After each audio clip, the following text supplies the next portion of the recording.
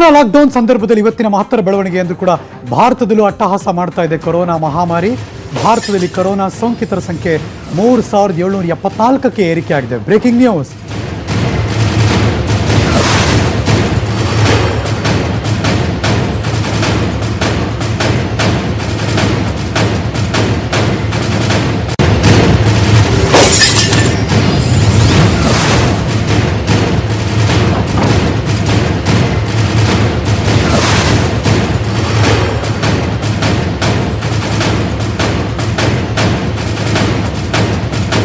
ಕಳೆದ 24 ಗಂಟೆಗಳಲ್ಲಿ 472 ಹೊಸ ಸೋಂಕಿತರು ಪತ್ತೆಯಾಗಿದ್ದಾರೆ.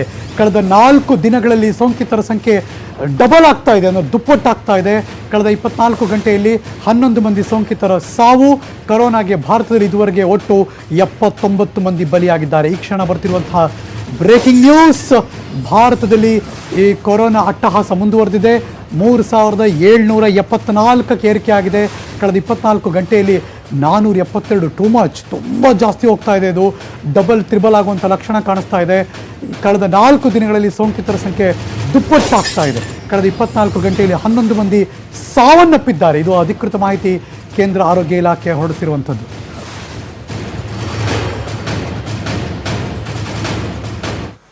एनसीआई झज्जर उसके दौरे पर भी गए हुए हैं। माननीय स्वास्थ्य मंत्री जी ने विभागों के काम की, फ्रंटलाइन हेल्थ वर्कर्स के डेडिकेशन और कंट्रीब्यूशन की काफी तारीफ की। उन्होंने ये कहा कि आज देश उनकी सर्विसेज के लिए उनका आभारी है। साथ ही माननीय मंत्री जी ने ये भी कहा है कि जब भारत और दुनिया के सभी देश एक वैक्सीन बनाने की तैयारी में जुड़े हुए हैं, तो उसी के तहत एक तरफ वह प्रयत्न चल रहा है, तो हमें यह समझना चाहिए कि सोशल डिस्टेंसिंग और लॉकडाउन कोविड की सबसे बड़ी सोशल वैक्सीन है और इसके लिए सभी लोग उसमें हमें कंट्रीब्यूट करें, सपोर्ट करें। साथ ही नेशनल रूरल लाइवलीहुड मिशन के तहत देश के 399 डिस्ट्रिक्ट्स में 24 स्टेट्स के अंदर 14,522 सेल्फ हेल्प ग्रुप्स के तहत 65,000 मेंबर्स द्वारा मास प्रोडक्शन का कार्य शुरू कर दिया गया है।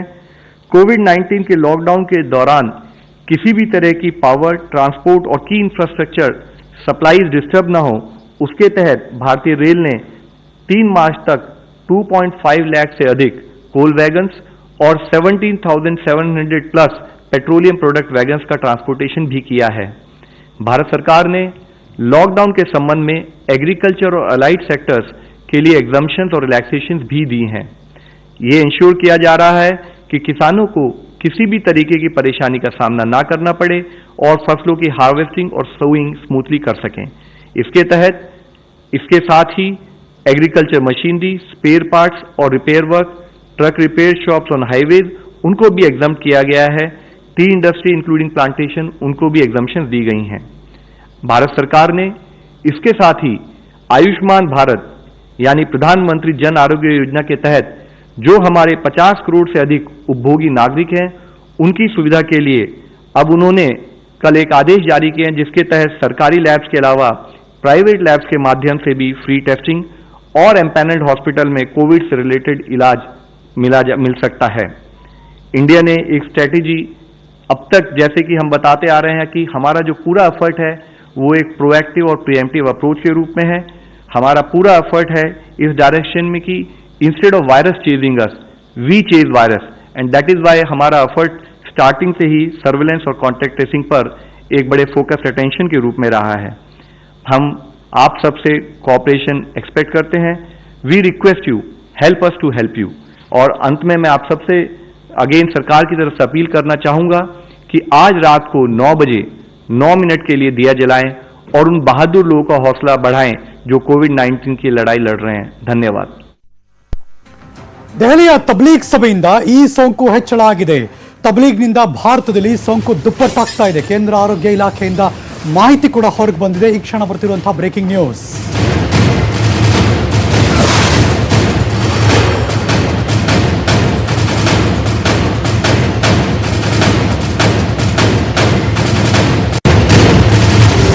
ಒಂದು ವಾರಕ್ಕೂ ಮುಂಚೆ ಇರುವಂತಹ ಸಿಚುವೇಶನ್ ಬೇರೆ, ಭಾರತದಲ್ಲಿ ಕರ್ನಾಟಕದಲ್ಲಿ ಈಗಿರೋ ಸಿಚುವೇಶನ್ ಬೇರೆ.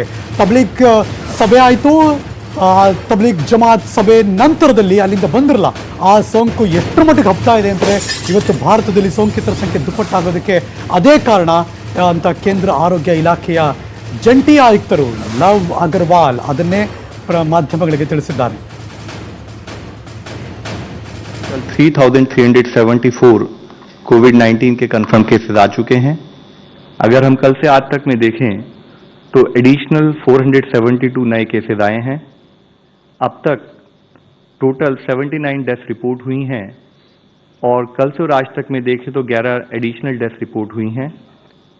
साथ ही 267 persons they have already recovered also from covid.